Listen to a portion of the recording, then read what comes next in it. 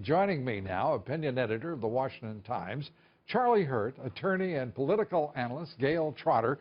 Great to have you both here. Do they protest too much, Gayle? I mean, this is remarkable. He wants to find out if our electoral system is working properly, whether we're being defrauded, and whether there is some rigging of the system. That's right. Why are they so exercised? I mean, the truth is that this is a very important issue, and that's why they care about it so much, and they are, doubling down on this information that they're trying to put out there. But the truth is that voter fraud is rampant in our country, and the fact that they're going for voter IDs and saying that somehow that's racist shows that how ridiculous their argument is. It's remarkable. Charlie, your reaction to all this? Well, it boggles the mind that all these people would come out and just insist that, well, there's nothing to see here, nothing wrong, move along.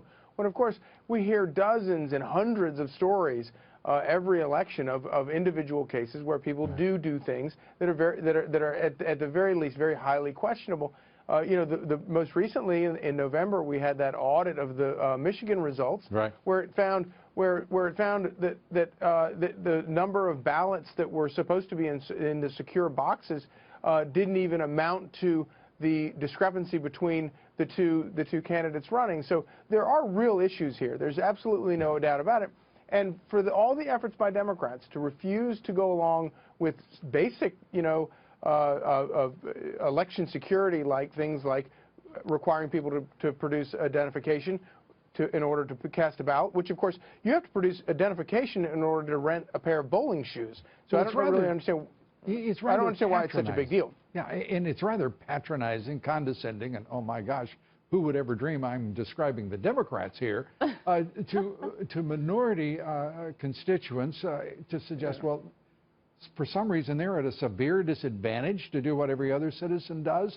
I mean, it's palpable ignorance on the part of the left-wing media. I mean, to watch those reporters or those anchors, to gin themselves up into hysteria and say, this is false. Well, and false? They had to appeal to Republican politicians, too. Did you notice that? One of the commentators said, well, Republicans agree this is not an issue.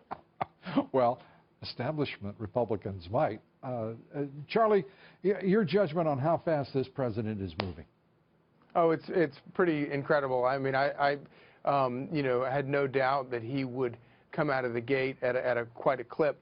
But what he did today just on immigration, he has done more to enforce immigration laws in this country than any president in the past 16 years. He did it in one day, and it is absolutely amazing. And the big neon welcome sign that President Obama has put up over the past 8 years that has led to untold misery, all of these illegals streaming across the border, the rapes and murders and drug smuggling that has occurred because of that neon sign that he's put up. Donald Trump turned that neon sign off, and he put up a different sign that said, look, don't come. And that by itself is more than any president has done in 16 years. That is a big sign that's flashing in lots of quarters in our society now, not just at the border. Respect. Respect for this country and for these American people. Very quickly, we got about 15 seconds. The president is making his choice on the Supreme Court justice, the nominee, who will go to, well, hopefully will go to fill Justice Scalia's seat. Your thoughts?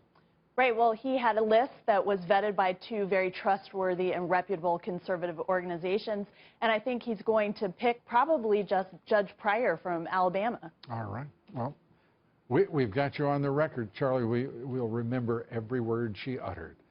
That's right. And you don't have me on the record, which I'm glad for. Well, very quickly. Oh, I would never make a prediction, but it's going to be a great fight. What fun are you? And he is going to teach these Republicans how to fight over judicial nominations, and he's going to win, and it's going to be very good for America. Amen. Charlie, thanks for being with us. Gayle, thank you so much. Appreciate it.